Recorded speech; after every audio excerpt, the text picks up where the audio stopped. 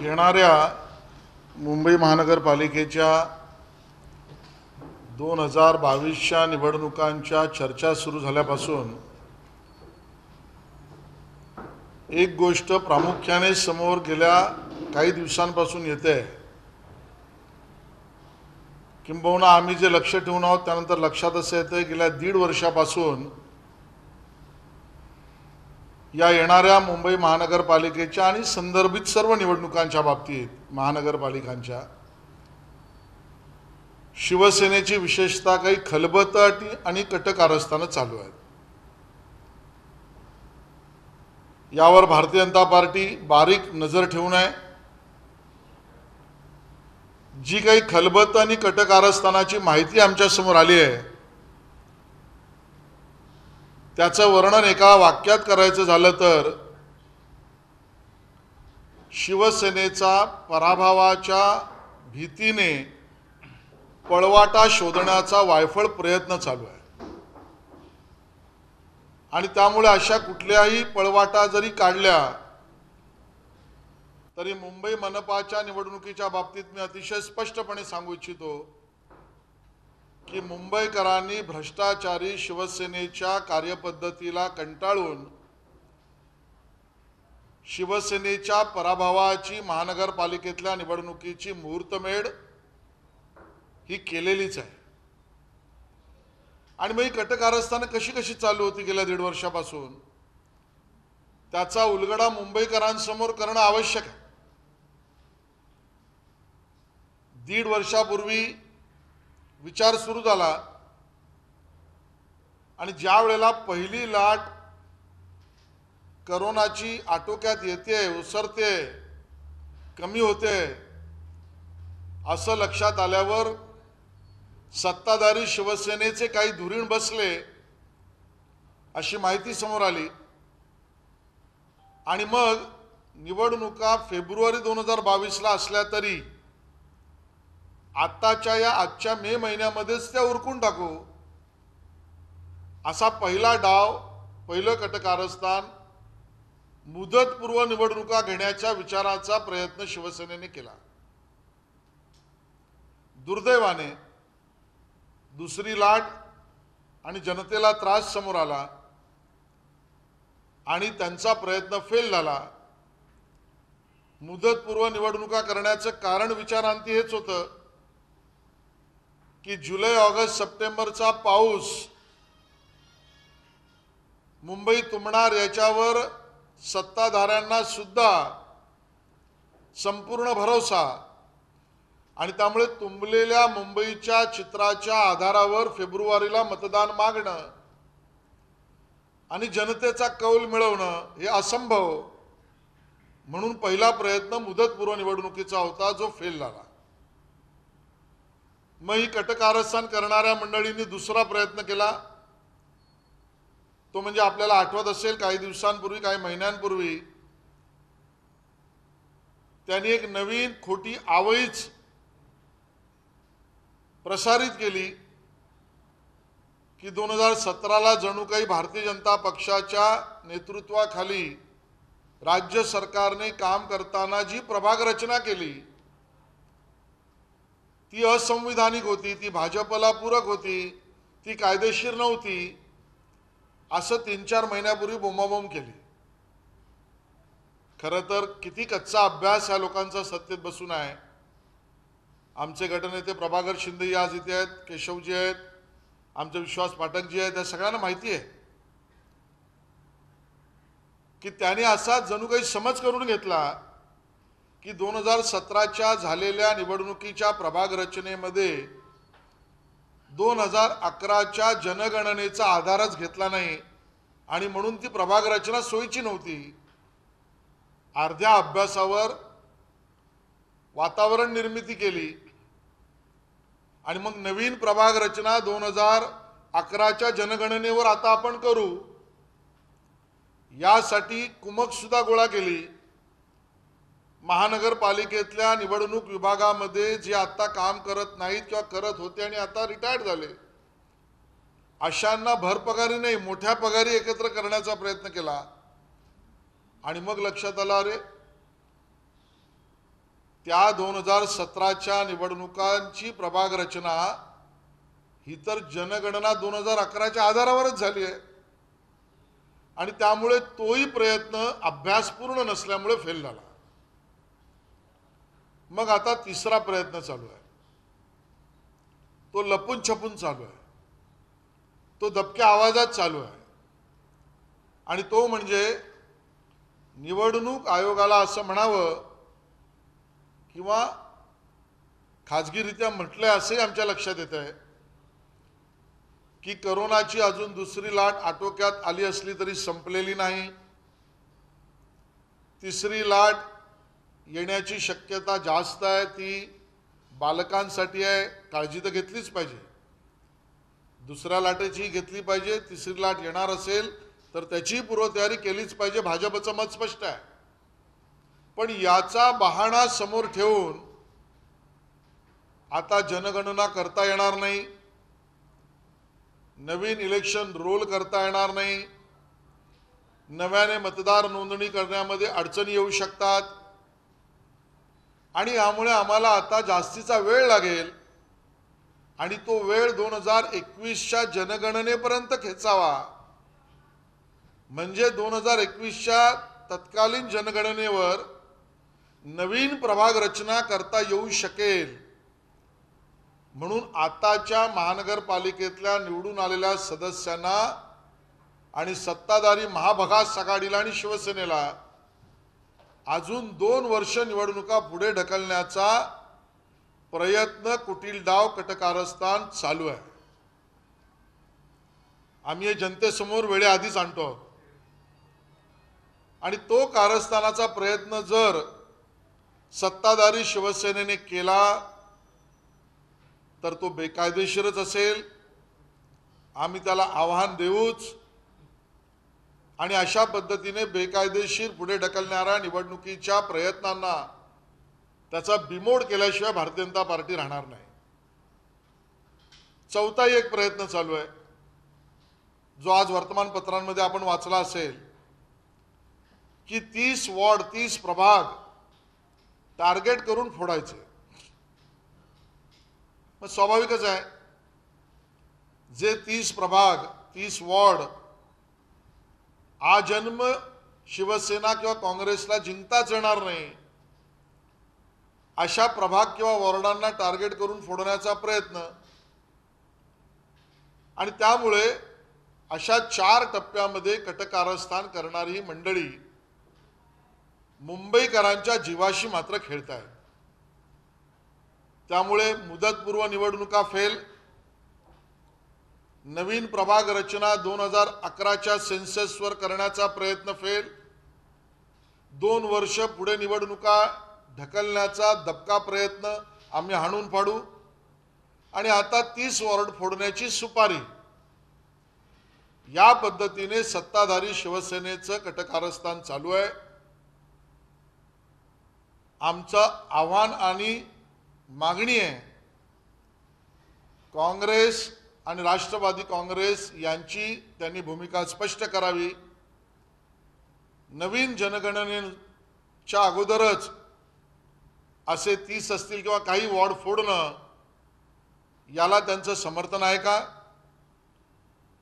आणि काँग्रेस आणि राष्ट्रवादीने आणि अन्य पक्षांनी सुद्धा 2 वर्ष निवडणुका पुढे ढकलण्याचा कट जर सत्ताधारी शिवसेनेचा आहे तर त्याला त्यांचं समर्थन आहे का? राहता राहिला प्रश्न भाजपचा। भारतीय जनता पार्टी कायदेशीर मार्गाने कोरोनाला डोळ्यासमोर ठेवून कधीही निवडणुका घेतल्या तर त्याला तयार आहे आणि आजकाल सामनामध्ये आम्ही डायलॉग खूप वाचत असतो आणि म्हणून त्यांना डायलॉगच्या भाषेतच उत्तर द्यायचं झालं तर निवडणुका या रणांगणात हे युद्ध आहे समजलं तर युद्ध या संकल्पनेतून आम्ही त्यांना शिवसेनेला उत्तर देऊ इच्छितो की आम्ही या बाबतीत तयार आहोत आणि तो प्रसिद्ध डायलॉग शिवसेनेला आठवण करून देऊ इच्छितो, बंदूक भी तेरी गोली भी तेरी, दिन तारीख भी तेरी, सुबह कहे सुबह, शाम कहे शाम, इस चुनाव में भारतीय जनता पार्टी शिवसेना को परास्त करने के लिए तैयार है। या पद्धतीने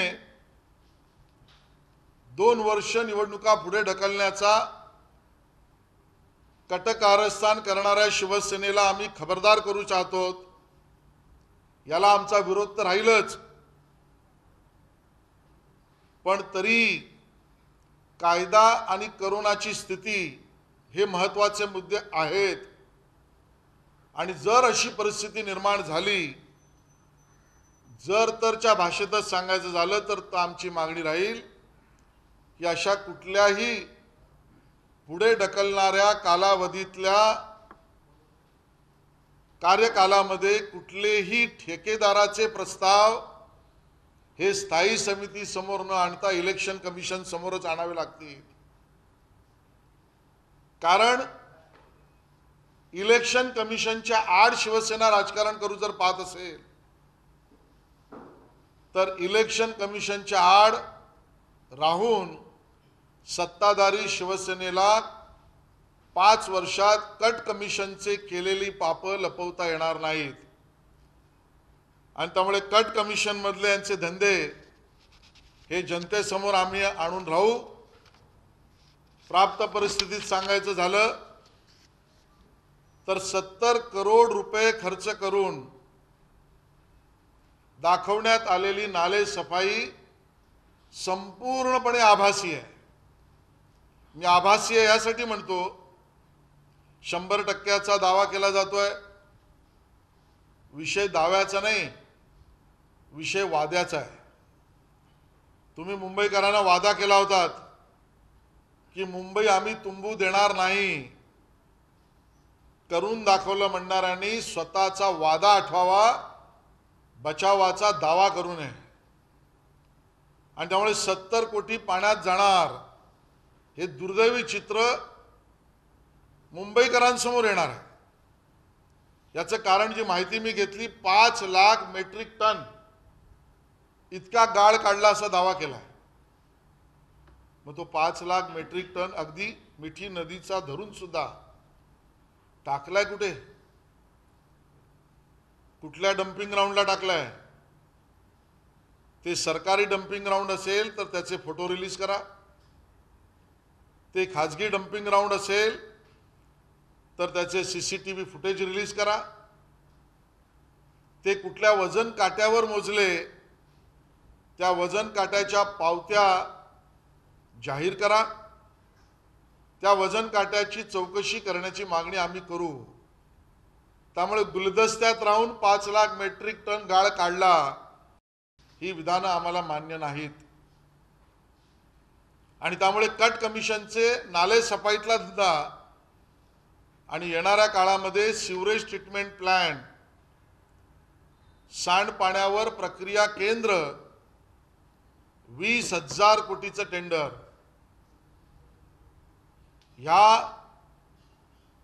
पुढे ढकलणाऱ्या निवडणुकीच्या कटाच्या मागे ही टेंडर साजून यायची आहेत आणि त्यातली कट कमिशन यायची आहेत। 20,000 कोटीच्या सिवरेज ट्रीटमेंट प्लांटची अशी असंख्य उदाहरणं समोर येतील आणि त्यामुळे मुंबईकरांच्या आवश्यक सुविधांसाठी भाजपचा लढा चालूच राहील हे आम्ही या ठिकाणी स्पष्ट करू इच्छितो। मराठा आरक्षण विषयामध्ये आर्थिक दृष्ट्या दुर्बल घटकांचं आरक्षण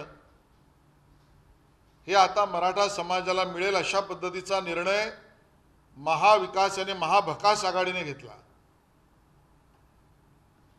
खरं तर महाविकास आघाडी हे भावना शून्य तर होतच,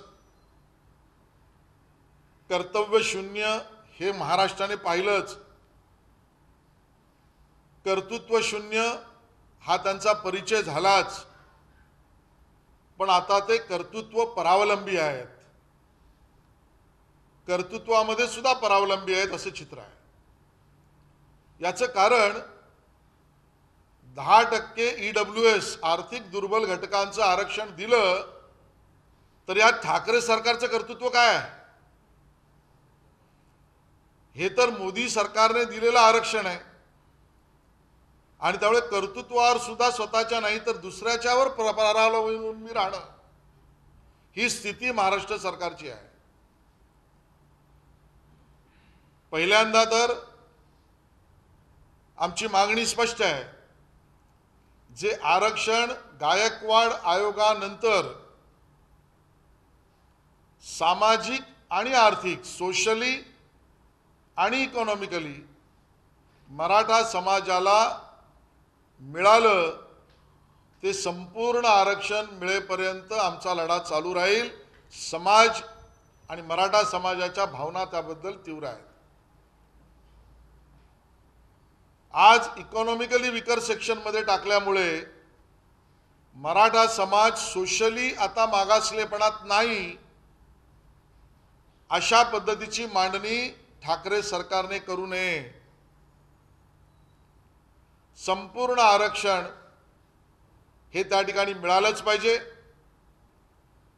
आणि तोपर्यंत ओबीसींना मिळणाऱ्या सुविधा मराठा समाजाला सुद्धा विद्यार्थ्यांना शिक्षणात आणि रोजगारामध्ये मिळाल्याच पाहिजेत। त्यासाठी 3000 कोटीचं पॅकेज हे द्यावं ही आमची त्या ठिकाणची मागणी आहे। आणि त्यामुळे भावना शून्य तुम्ही होता ज्या वेळेला शिवसेनेने विशेषतः ऐतिहासिक समाजाने काढलेल्या मोर्चाला ज्या पद्धतीने खिल्ली उडवली त्याच वेळेला तुम्ही भावना शून्य होता हे स्पष्ट झालं। कर्तव्य शून्य होता ते स्पष्ट झालं। याचं कारण गायकवाड आयोगावर तुम्ही सर्वोच्च न्यायालयामध्ये सरकारची खंबीर बाजू मांडूच शकला नाही आणि कर्तृत्व शून्य तुम्ही होतात हे जगाने पाहिलं। याचं कारण जे आरक्षण मुंबई उच्च न्यायालयात टिकलं, जे फडणवीस सरकारने दिलेलं आरक्षण सर्वोच्च न्यायालयाने सुद्धा चीफ जस्टिसनी त्यावर स्थगिती देण्यापासून नाकारलं, त्या आरक्षणाला आणि आयोगाला तुम्ही गाळात घालवण्याचं काम केलं। ही तुमची कर्तृत्व शून्यता होती आणि त्यामुळे गायकवाड आयोगाला तर गाळात घातलं, पण आर्थिक दुर्बल घटकात टाकल्यानंतर सामाजिक मागासलेपणाला सुद्धा गाळू नका या पद्धतीचं आवाहन महाराष्ट्र विकास आघाडीच्या ठाकरे सरकारला आम्ही करतो आहोत।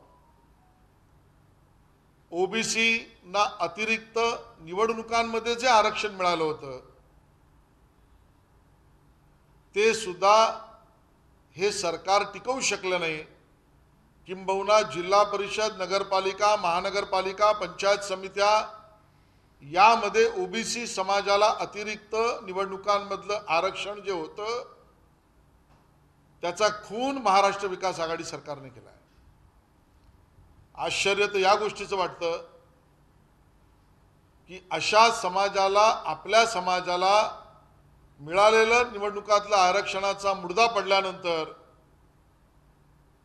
या सरकारमधले वडेट्टीवार आणि भुजबळजी हे सत्तेत मदमग्न कसे राहू शकतात हा खरा समाजासमोर पडलेला प्रश्न आहे। आणि त्यामुळे ओबीसींच्या आरक्षणालाही नख लागता कामा नये, निवडणुकांच्या अतिरिक्त दिलेलं ही आमची मागणी आहे। धन्यवाद।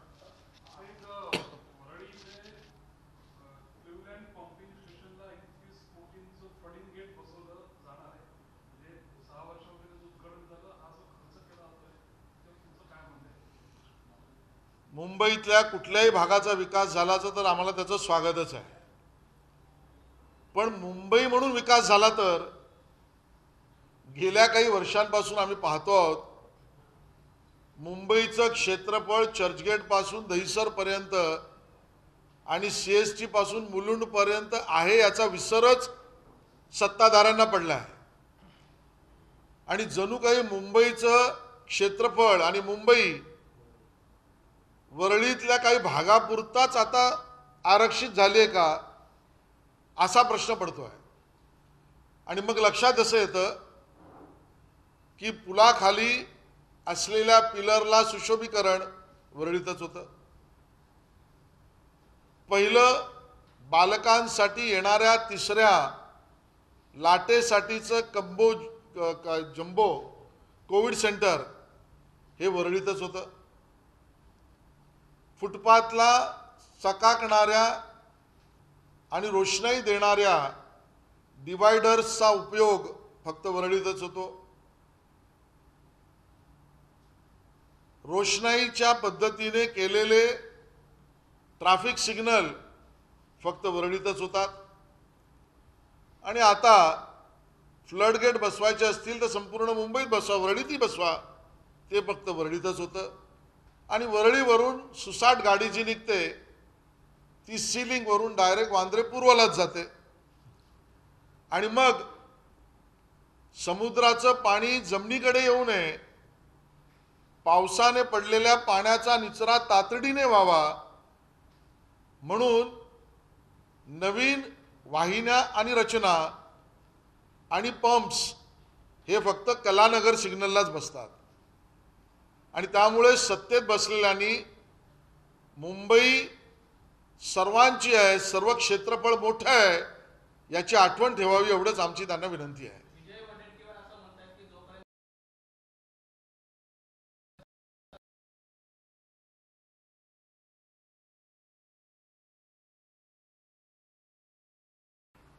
तुम्ही ओबीसींच्या आरक्षणाला कुठलाही धक्का नसताना त्याच्यावर प्रश्नचिन्ह तुम्हीच उभे केलेत. आणि आता तुमच्या सरकारने जिल्हा परिषद, नगरपालिका, महानगरपालिका, पंचायत समिती आणि अन्य या ठिकाणी ओबीसी समाजाला मिळणारं आरक्षण याचा खूनही तुमच्या सरकारने पाडला. आणि तुम्ही या सरकारच्या मंत्रिमंडळात सत्तामग्न का आहात ह्याचं पहिलं उत्तर द्या.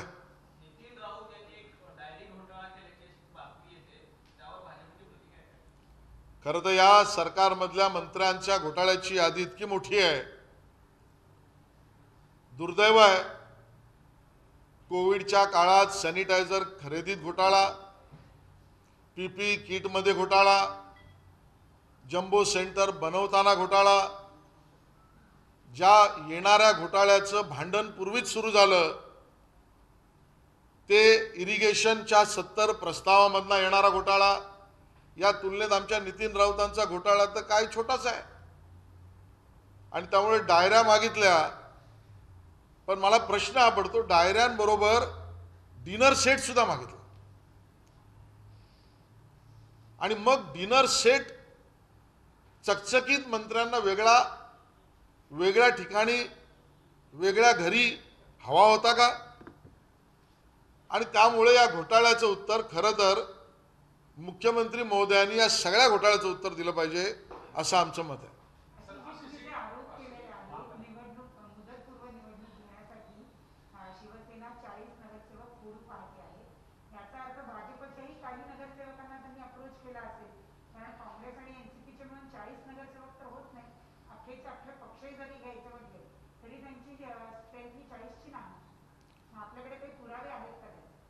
मी 40 नगरसेवक फोडणार आहे असं म्हणणार नाही, वॉर्ड फोडणार आहे असं म्हटलं. महापालिकेच्या बाबतीत जे काही तुम्ही म्हणता की निवडणुका पुढे ढकलता येते, कायदेशीर याच्यामध्ये काय अडचणी येऊ शकतात नेमकी काय? कारण औरंगाबाद देखील सध्या प्रशासक नेमलाय, तर अशी काही भाजपची मागणी आहे की जर कोरोनामुळे पुढे ढकलायला लागलं तर इथं देखील प्रशासक नेमावा आणि संपूर्णपणे नियंत्रण निवडणूक आयोग. बघा, आज आमच्या समोर शिजला जातोय अशा कटकारस्थानाची माहिती आली आहे.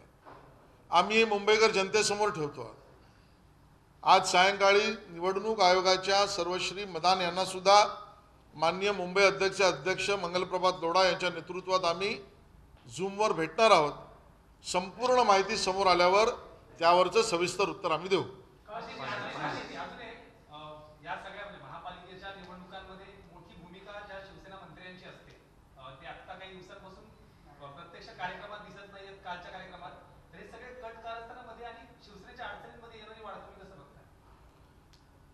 त्या कटकारस्थानामध्ये त्या मंत्र्यांचं डोकं सुद्धा आहे. आमचं तुमच्यावर बारीक लक्ष आहे. आज एवढंच त्यांना सांगू इच्छितो.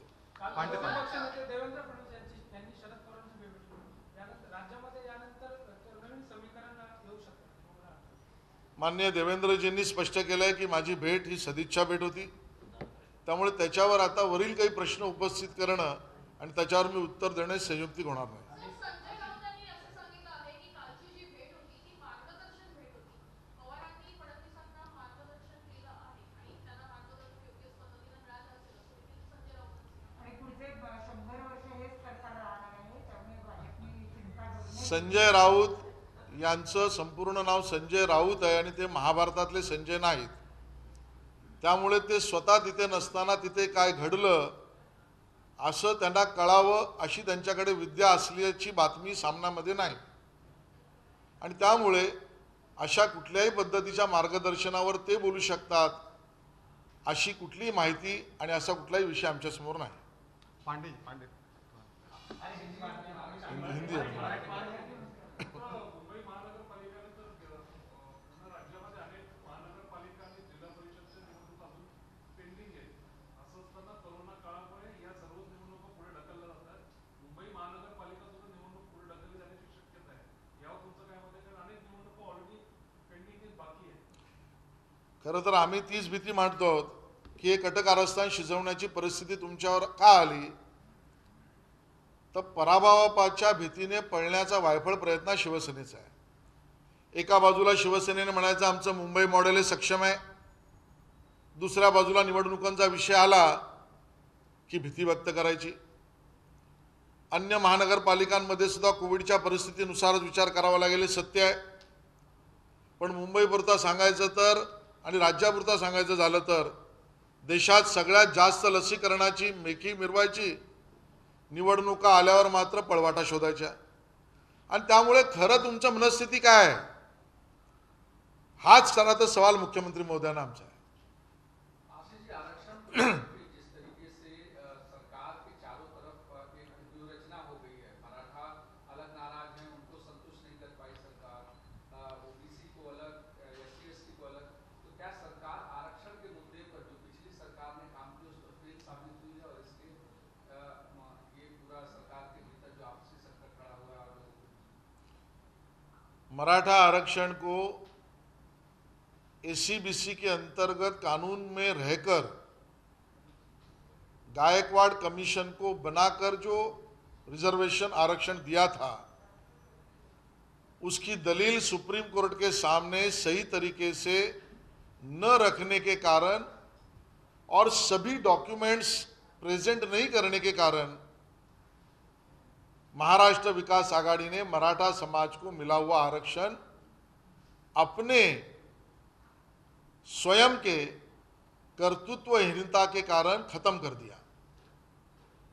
अब ओबीसी समाज को चुनाव के लिए जो एडिशनल आरक्षण मिला था, जो जिला परिषद, पंचायत समिति, नगरपालिका, महानगरपालिका के चुनाव में उनको मिलता था, अपने समाज को मिलता था, उसकी भी दलील सुप्रीम कोर्ट के सामने न रखने के कारण और 15 बार डेट्स तारीख पे तारीख इस प्रकार का रवैया लेने के कारण भी वो सुप्रीम कोर्ट के सामने टिका नहीं पाए. मुझे लगता है दोनों आरक्षण में जो रवैया ठाकरे सरकार ने लिया और उसके कारण समाज में अपने आरक्षण को न बचाने की जो एक दुख भरी भावना है वो निर्माण हुई. इसका कारण सिर्फ और सिर्फ ठाकरे सरकार का अहंकार यह है. पहले के सरकारों ने जो काम किया चलना और आवश्यक तो ये था कि उसको सही तरीके से सही मायने में कोर्ट के सामने दलील के स्वरूप में रखते तो शायद आरक्षण को बचा पाते. लेकिन खुद का अहंकार, मैं पिछले सरकार के अच्छी कामों की तारीफ और दलील भी नहीं करूंगा, उसके कारण ये स्थिति निर्माण हुई है और उसका पूरा का पूरा ठिकरा ठाकरे सरकार के अहंकार के ऊपर है. नितिन राउत ने कहा कि अचानक जो 2-3 आरक्षण का सरकार के ऊपर दबाव है उसका रास्ता निकालने की कोशिश हो रही है, उसके लिए मीटिंग्स हो रही हैं, लेकिन रास्ता नहीं निकल रहा है. और एससी एसटी को लेकर उनका जो स्टैंड है वो कायम है कि एससी एसटी को पदोन्नति में आरक्षण मिलना चाहिए, उसको देखिए कैसी विडंबना है कि SC ST के आरक्षण के लिए, पदोन्नति के लिए उस विषय में कांग्रेस कहती है हम आक्रामक है, हम चिंतित है, लेकिन दोगलापन ऐसा है कि चिंता व्यक्त करते हैं लेकिन उसी सरकार के अंदर बैठ के खुद के फायदे करा के ले रहे हैं। दूसरी तरफ एनसीपी के और कांग्रेस के वडेट्टीवार और छगन भुजबल जी ओबीसी आरक्षण को लेकर मोर्चा निकालते हैं और दोगलापन ऐसा है कि उनकी सरकार के रवैये के कारण ओबीसी को जो मिला हुआ चुनाव के लिए आरक्षण था वो टिका नहीं पाए, फिर भी वडेट्टीवार जी और भुजबल जी सत्ता में फायदे लेकर बैठे हुए हैं। तो इसका मतलब स्पष्ट है, schedule caste, schedule tribe, OBC और मराठा कोई भी आरक्षण को ना ये बचा पाए, लेकिन झूठ और दोगलेपन से सत्ता में जरूर बैठे हैं। समाज इसकी प्रतिक्रिया जरूर देगा। धन्यवाद। भंडाऱ्याची उधळण म्हणजे